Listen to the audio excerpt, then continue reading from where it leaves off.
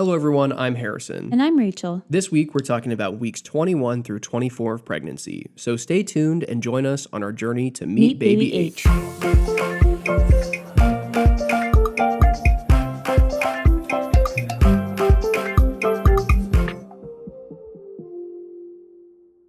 To start this one off, we're going to go through some of the things that are happening with the baby during weeks 21 through 24.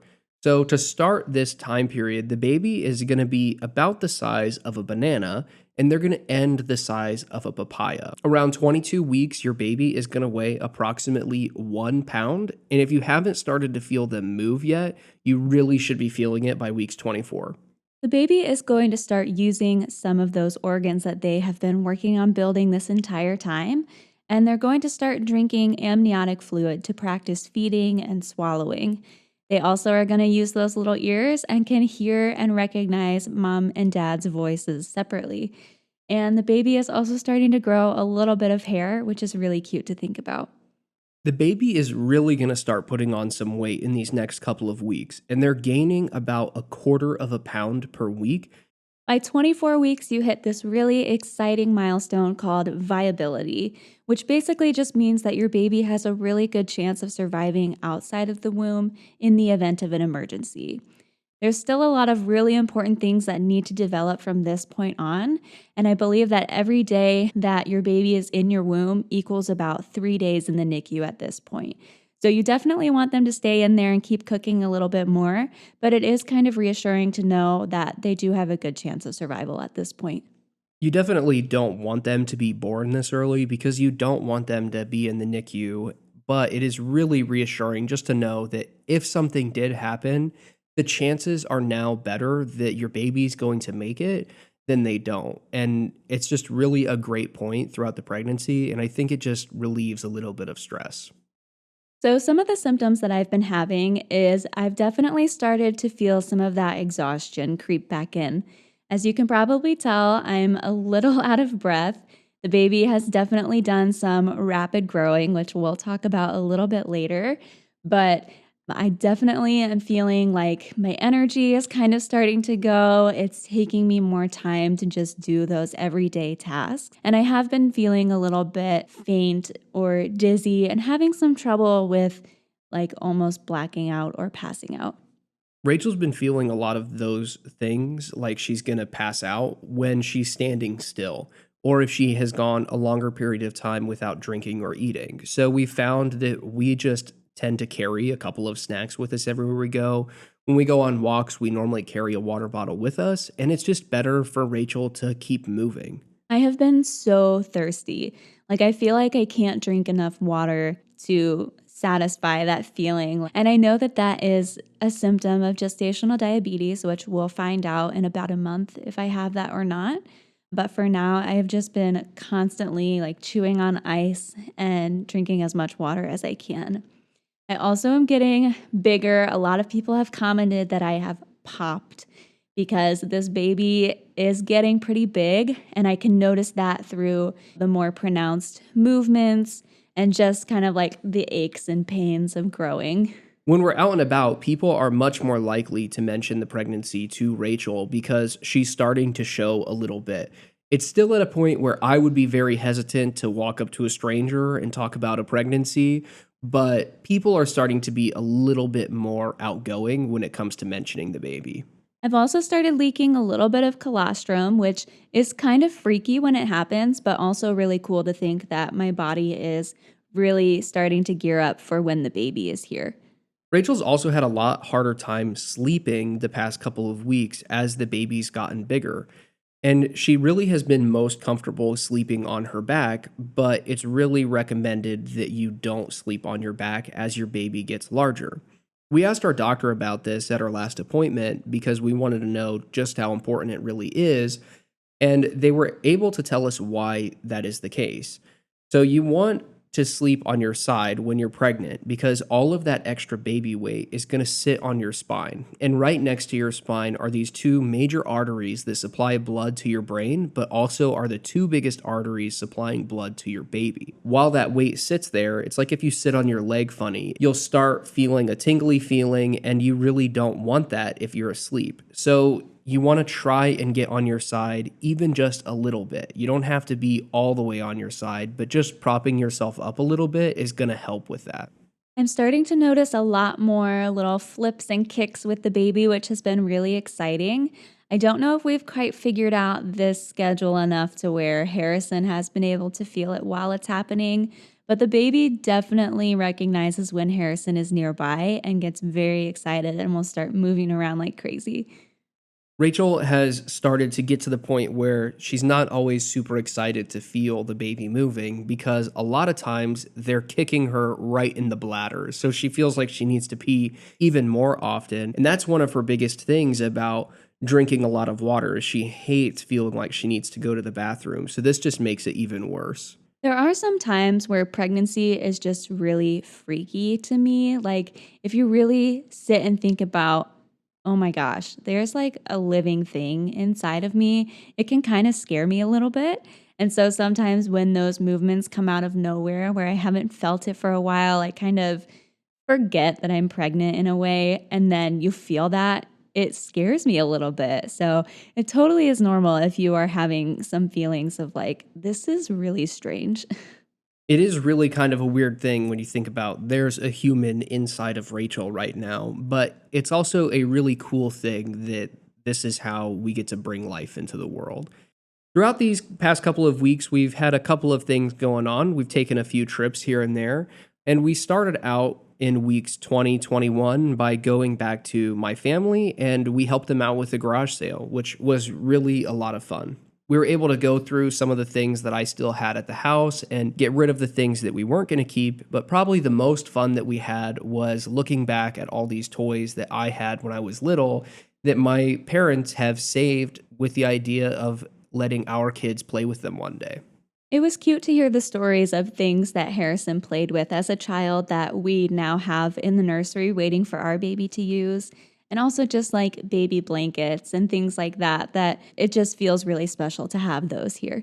There also were a couple really funny things. Like my parents had the crib that we all used while we were growing up, and they have saved it all of this time to use it for their grandkids. And now that their first grandkid is on the way, they made the decision to sell it, which is really funny, but they just decided there's probably something better out there and just makes more sense for when grandkids are over. And so if you do happen to be in that stage of life and you've decided to sell these things, I guess you're not the only one out there.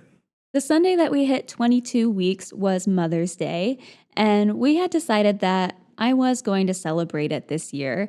There is some debate I've seen on these pregnancy apps of some women want to wait until their baby is actually earthside and kind of celebrate their first Mother's Day that way.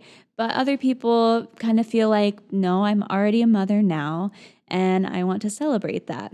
We talked a lot about this because we were at church that morning, and you could see a very clear line on who thought that Rachel was a mother now versus who wasn't. And it tended to be that the men didn't think Rachel was a mom, but the women did. And we think this is really interesting because, in our eyes, from conception, this baby is alive. And so that makes Rachel a mother and that makes me a dad. But even when we talk amongst ourselves about this, I don't really feel like a dad yet because I haven't had to change my life at all. I'm not trying to take care of and nurture this thing just yet. So I don't really feel like I'm there, but Rachel has.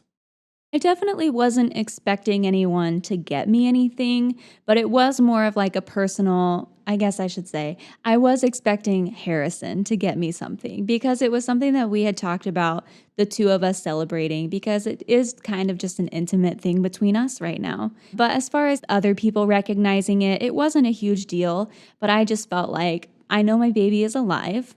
I am its mother. And even if something did happen at this point where we don't have this baby with us next year, I am still going to want to celebrate their life and the fact that I am their mom.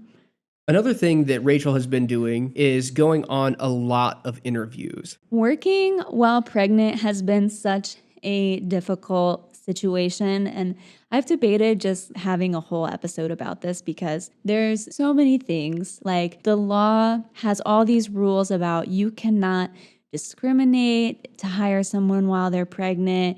You have to provide certain things to new mothers when they go back to work, things like that. But it's not really like regulated in any way. And what I found is that when I would have an in person interview and people could tell that I was pregnant, they would be less likely to reach out to me. But those interviews that I had over the phone went very well. And I usually got a job offer from that. Rachel's in kind of a funny situation because when we moved here, Rachel had a job that she thought she would do until we had our first kid. And that business had to downsize, and unfortunately, Rachel was a part of that. We were in a good enough spot that Rachel could take a little bit of time off for the holidays, so it wasn't really that bad. But now, as we're waiting for this baby to come, Rachel's trying to find a couple more things that she could do that aren't really super long term that will just bring a little bit of extra money in. But it is really interesting how hard it has been to get some of these jobs just because Rachel is pregnant. And everybody knows that you're not allowed to not hire somebody for that reason. It's very interesting and it's just an unfortunate situation. Yeah, it definitely has been frustrating. I remember telling Harrison that as soon as I am ready to go back to work after the baby is born, I'm definitely going to be more picky about the kind of job that I take because I'm the type of person that wants to stay somewhere. I want to find a job that I love and can stay there for a long time because I am so tired of starting over again and again. You spend so much time in your life at work, and you really should enjoy the things that you're doing while you're at work. It doesn't have to be the only thing. I'm not saying that you should spend all your time at work, but you're going to spend 8 hours of your day there for most people. So if you can find a way to enjoy it, you really should, especially if it means that you're going to have to be away from your little kid. You're definitely going to want to enjoy that work to some extent. Another thing that we've really been thinking about now that we have another human to provide for is what happens if either one of us aren't around or both of us aren't around to take care of this baby.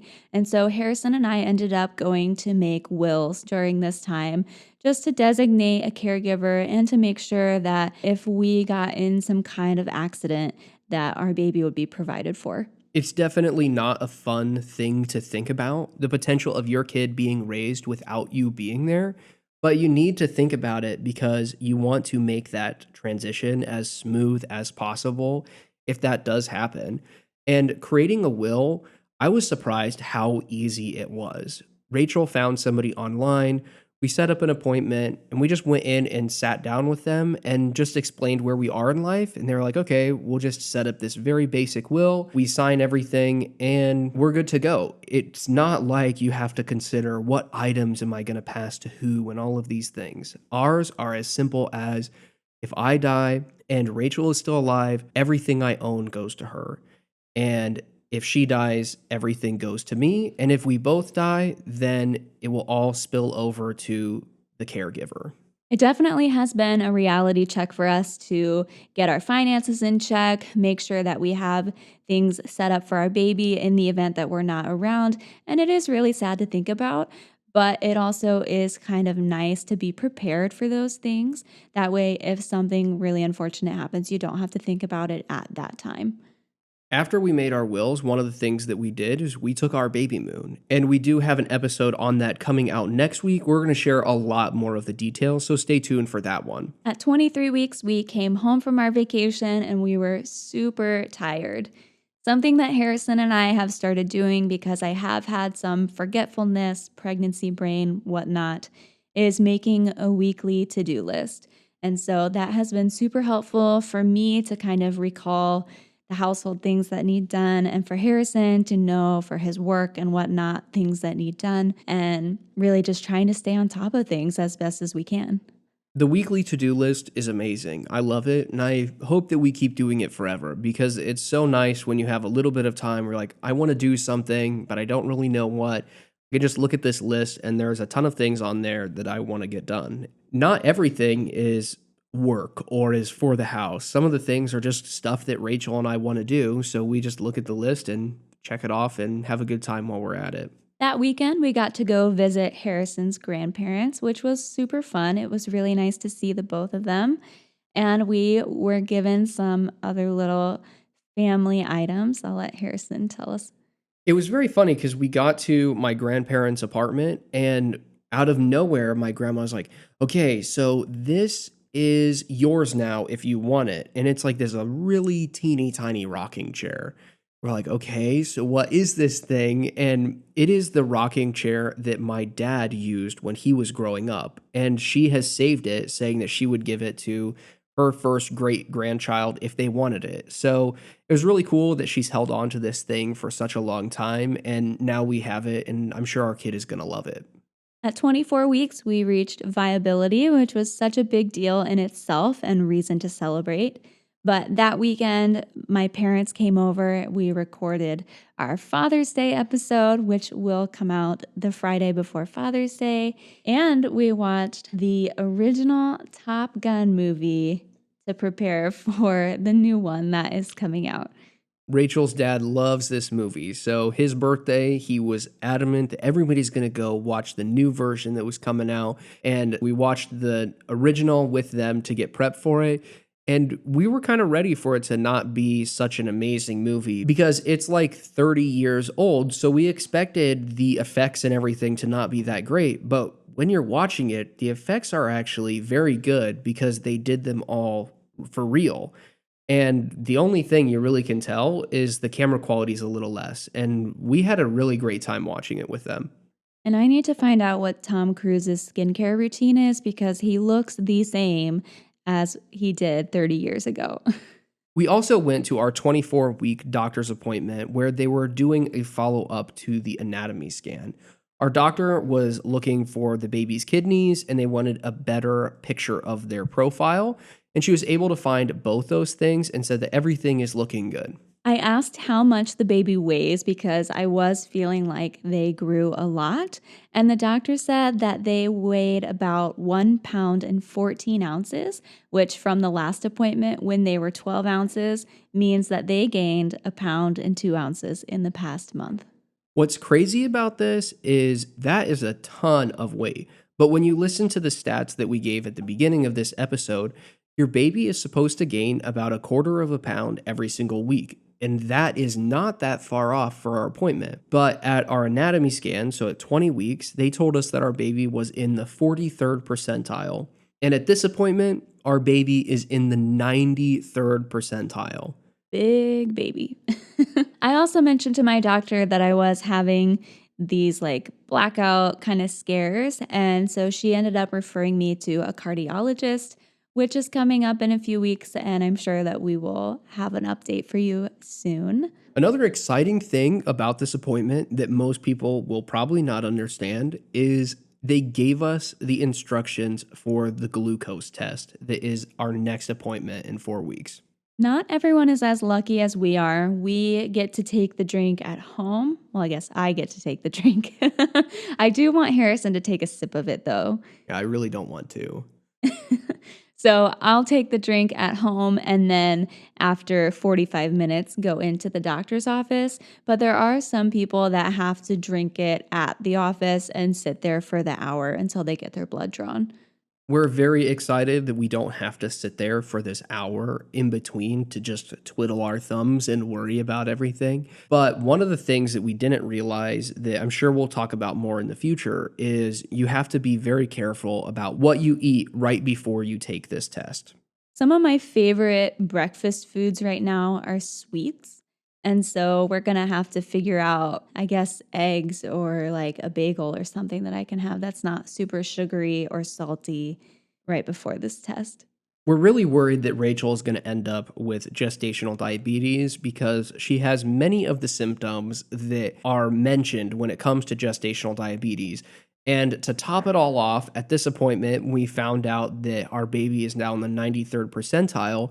If you have gestational diabetes, you have a much higher chance of having a large baby. So we're a little concerned that that's going to happen, but hopefully it doesn't, and we'll keep you updated in the future. We only have 1 month left of the second trimester, and the reality of bringing our baby home is starting to feel much more real. Next time, we are going to talk about our baby moon to Wilmington, North Carolina. Thanks for joining us. See you next time.